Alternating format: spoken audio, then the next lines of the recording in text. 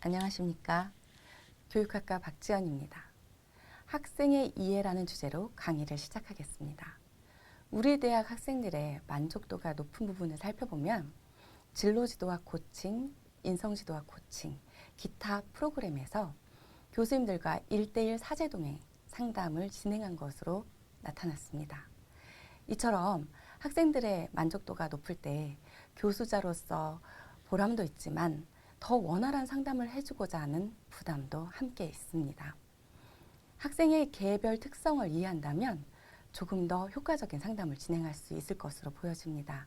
이에 효과적인 학생의 생활지도 및 상담을 위하여 우리 학교 학생들을 중심으로 학생의 이해라는 주제로 내용을 말씀드리고자 합니다. 조금 더 도움이 되셨으면 좋겠습니다. 먼저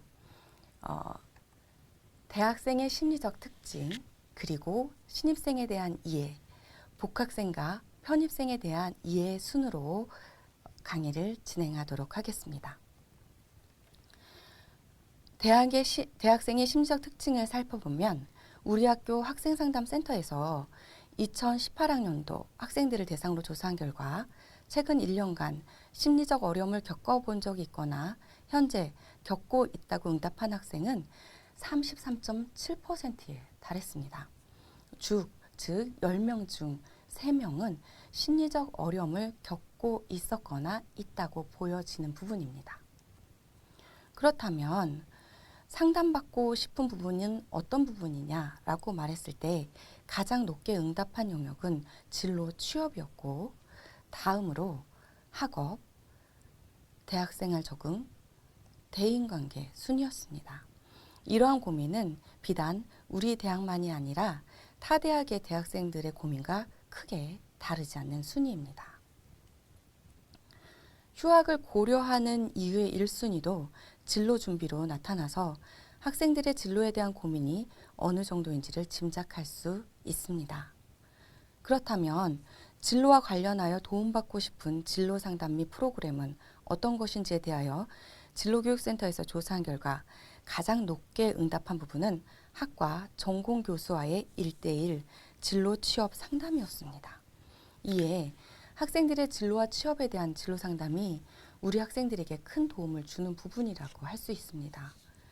진로 상담 시 무조건 정보만을 제공하는 것보다는 학생의 진로 발달 단계를 확인하는 것이 도움이 됩니다. 그렇다면 어떤 발달 단계가 있을까요? 우선 이렇게 4단계를 볼 수 있는데요. 가장 먼저 자기 자신에 대한 이해입니다. 지피지기 100점 100승이라고 했지요. 자신의 진로에 대한 흥미, 능력, 가치에 대한 충분한 이해가 진로 상담에서 가장 중요한 부분이라고 할 수 있습니다. 더불어서 진로 방향을 설계하는 부분들이 필요합니다. 다음 2단계를 살펴보면 직업 세계 이해 및 정보 수집입니다. 다양한 직업 정보를 탐색하고 진로 목표를 설정하고 대학생활 전략을 계획할 수 있습니다. 세 번째 단계로는 진로 의사결정입니다. 결정장애라는 말이 나올 정도로 의사결정에 어려움을 겪고 있는 학생도 있고요. 또 반대로 너무 충동적으로 결정해서 많이 실패하고 후회하는 학생들도 있습니다.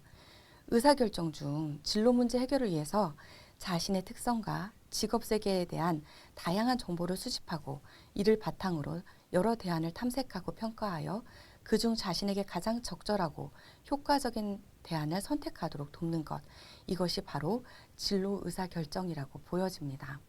이러한 단계를 잘 거쳤을 때 학생들은 보다 효과적인 진로 의사결정을 할 수 있습니다. 마지막으로 실제적인 행동계획 및 실행의 단계를 확인하는 것이 필요합니다. 경력 개발 활동, 구체적 취업 준비, 서류, 면접 준비, 취업 스킬 향상이 여기에 해당됩니다.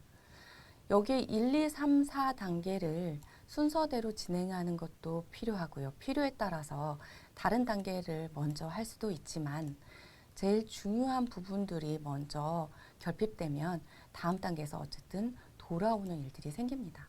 이에 1단계, 2단계, 3단계, 4단계가 잘 갖추어졌는지를 확인하고 교수님들께서 지도를 해준다면 우리 학생들에게 조금 더 도움이 될 것입니다. 또한 학년별 단계에 맞추어 진로를 지도하는 것도 방법이 될 겁니다.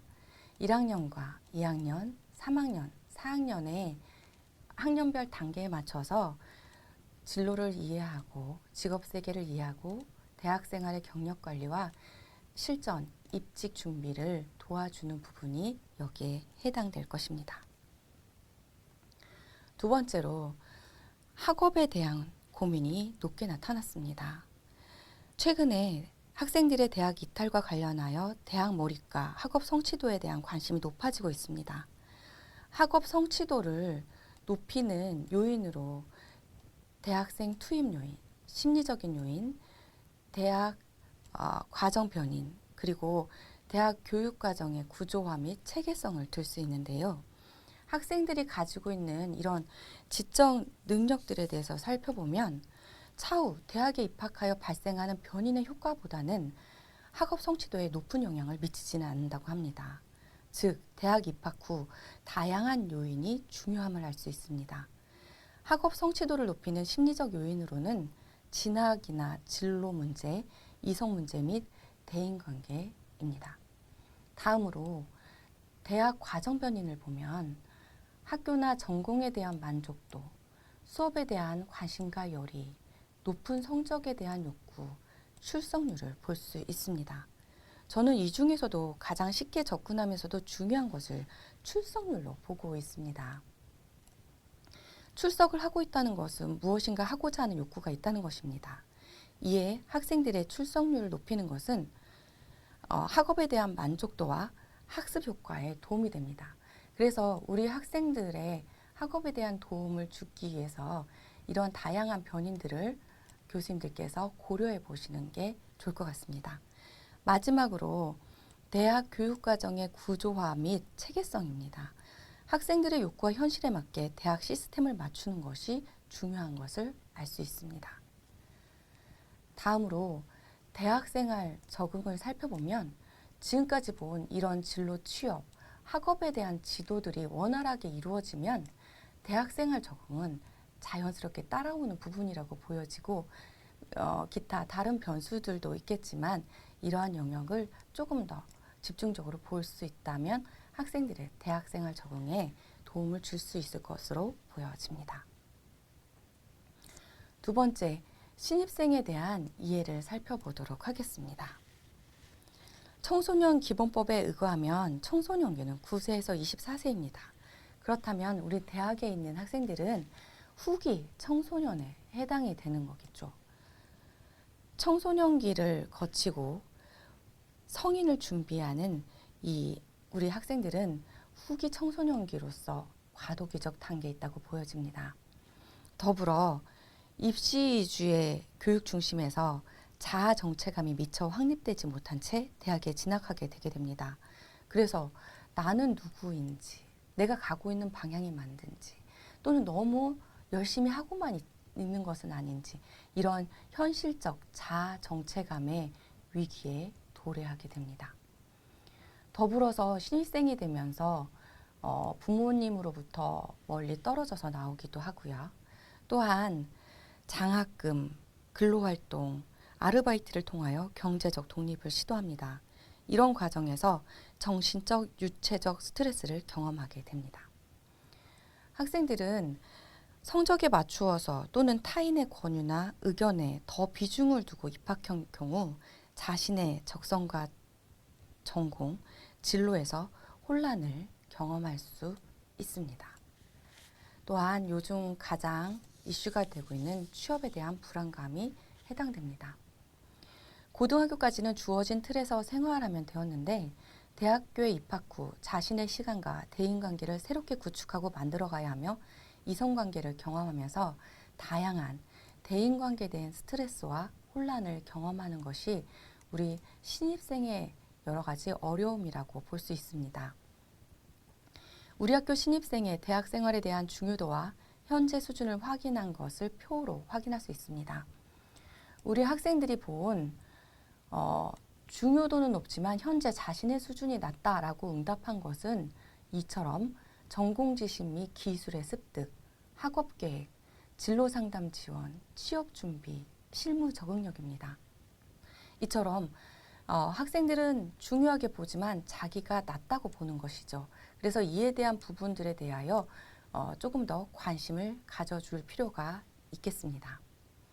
다음으로 우리 학교에서 신입생을 위해 어떤 지원을 해주었으면 좋겠는지에 대하여 자유기술식으로 응답한 결과를 워드 프리퀀시를 살펴본 결과 장학금 확대, 시설 개선, 진로 및 취업 지도 강화의 의견이 제시되었습니다.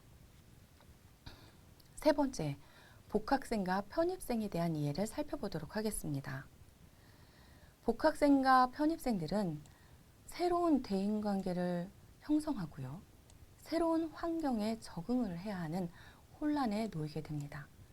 더불어서 학업이나 전공 분야 공부에 대한 스트레스와 또 뭔가 변화해서 더 잘해야 된다는 부담감을 갖게 됩니다.